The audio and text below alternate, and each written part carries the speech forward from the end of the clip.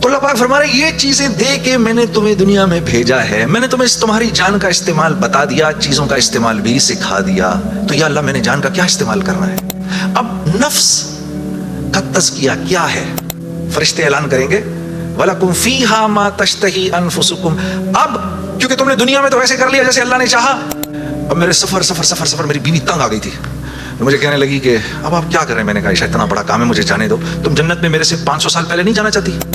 تو جس کی زندگی میں جتنا دین ہے اس نے دنیا میں نفع اٹھانے ہیں، جس کی زندگی میں جتنا کم دین ہے پھر کیا ہے، مصائب اس کو گھیر لیتے ہیں۔ زندگی بدلے گا تو تیری زندگی بدلے گی، چاہے تو غربت میں ہے چاہے تو امارت کے اندر ہے، اگر میری مرضی کے خلاف تو چلے گا تو تیرے لیے تمام حالات اور تمام کامیابی کے نقشے ہونے کے باوجود، جیسے کوئی بھی معاشرہ ہو اس میں سچ اچھا سمجھا جاتا ہے، جھوٹ برا سمجھا جاتا ہے، چاہے وہ مسلمانوں کا معاشرہ ہو چاہے غیر مسلموں کا ہو، بے ایمانی ہر معاشرے میں بری سمجھی جاتی ہے، ایمانداری ہر معاشرے میں پسند کی جاتی ہے، راست بازی، سچائی، بینگ اپ رائٹ، یہ ہر معاشرے میں پسند کیا جاتا ہے، اور ظلم ہر معاشرے میں برا سمجھا جاتا ہے، جسٹس ہر معاشرے میں اچھا سمجھا جاتا ہے، قتل ہر معاشرے میں برا سمجھا جاتا ہے۔ تو اللہ پاک فرما رہے ہیں یہ چیزیں دے کے میں نے تمہیں دنیا میں بھیجا ہے، میں نے تمہیں تمہاری جان کا استعمال بتا دیا، چیزوں کا استعمال بھی سکھا دیا، تو یا اللہ میں نے جان کا کیا استعمال کرنا ہے؟ میں نے جان کا کیا استعمال کرنا ہے؟ تو اللہ پاک فرما رہے ہیں قد افلح من زکاہا، تو نے اپنی جان کا تزکیہ کرنا ہے تو تو کامیاب ہو جائے گا، وقد خاب من دساہا، اور اگر اپنے نفس کو تو نے کھلا چھوڑ دیا تو برباد ہو جائے گا۔ اب ان دو باتوں پر علماء نے تفسیروں کی تفسیریں لکھ دی ہیں۔ اب نفس کا تزکیہ کیا ہے؟ نفس کو ہر اس چیز سے روکنا جس کو اللہ نے منع کیا ہے، یہ نفس کا تزکیہ ہے۔ سامنے نامحرم عورت ہے، اب نہیں دیکھ سکتے اس کو، ہاں وہ سامنے سے آئی، نظریں جھکا لی، اب نظریں جھکا لی اسی لمحے پچھلے سارے گناہ معاف ہو جاتے ہیں، اور اللہ ایمان کی وہ حلاوت دیتے ہیں جو آپ نماز میں محسوس کریں گے۔ پھر آپ نہیں کہیں گے کہ جی میں نماز پڑھتا ہوں میرا تو دھیان ادھر نکل جاتا ہے، پھر آپ نہیں کہیں گے۔ کان کو ہر وہ چیز سننے سے روکنا جس کو اللہ نے منع کیا، ہر اس چیز کو سننا جس کا حکم دیا۔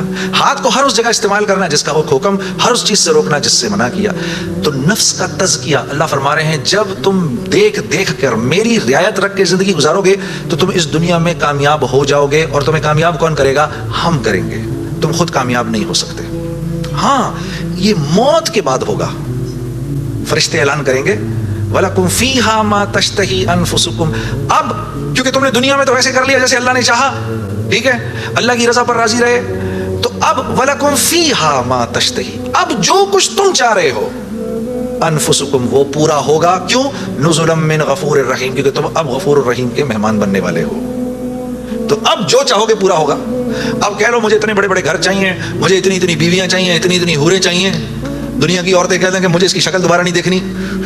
ہاں جی میں آ رہا تھا نا ادھر، تو اب میرے سفر میری بیوی تنگ آ گئی تھی، مجھے کہنے لگی کہ اب آپ کیا کر رہے ہیں؟ میں نے کہا عائشہ اتنا بڑا کام ہے، مجھے جانے دو، تم جنت میں میرے سے 500 سال پہلے نہیں جانا چاہتی؟ تو کہنے لگی وہاں بھی اکیلا ہی بھیجنا۔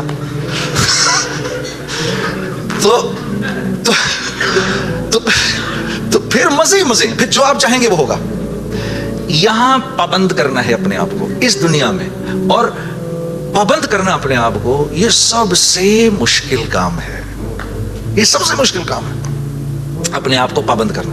دیکھو انہوں نے اپنے آپ کو پابند کیا، میڈیکل کالج کا تو ڈاکٹر بن گئے، وہاں جو سینئر ڈاکٹرز نے کہا وہی کیا، صبح کہا 8 بجے پہنچنا ہے 8 بجے پہنچ گئے، وہاں پر جس پیریڈ میں جس کلاس میں جس ڈپارٹمنٹ میں انہوں نے کہا جی پڑھو، پڑھتے رہے، اس کے بعد 4-5 سال اپنے آپ کو پابند ہی تو کر کے گزارا، تو 5 سال کے بعد ڈاکٹر بن گئے۔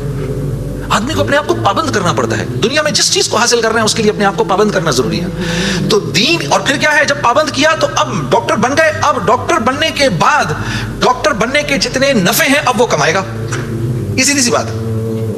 تو دین کے نفع اٹھانے کے لیے کہ میں دین کے نفع اٹھاؤں، اللہ نے جو حکم دیا اس کے میں نفع اٹھاؤں، اس کے لیے پہلے ہمیں اپنے آپ کو پابند کرنا پڑے گا، اسی طرح سے اللہ جیسے کہہ رہے ہیں جب وہ پابند کر لے گا تو پھر اس کے نفع اٹھائے گا، اور جو جتنا پابند کر لے گا اتنا ہی نفع اٹھائے گا۔ جیسے 1 گز زمین بھی زمین ہے اور پوری دنیا بھی زمین ہے، جس کے پاس 1 گز زمین ہے وہ 1 گز زمین جتنے فائدے اٹھائے گا، جس کے پاس پوری دنیا ہے وہ پوری دنیا کے فائدے اٹھائے گا۔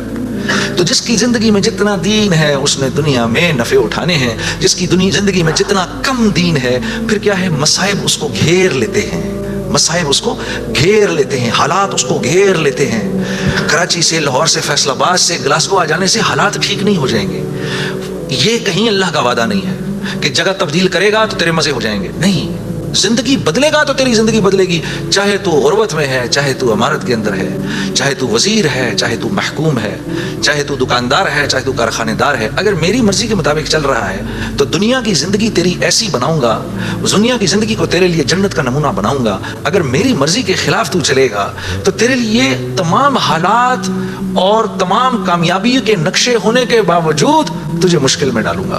اور میرے عزیز دوستو، یہ ازل سے لے کر آج تک ہو رہا ہے اور آج سے لے کر ابد تک یہی ہوگا۔ جو کچھ سنا گیا اللہ پاک اس پر عمل کرنے والا اور آگے لوگوں تک پہنچانے والا بنائے۔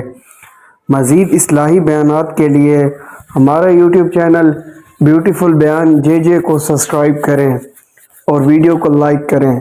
جزاک اللہ خیر۔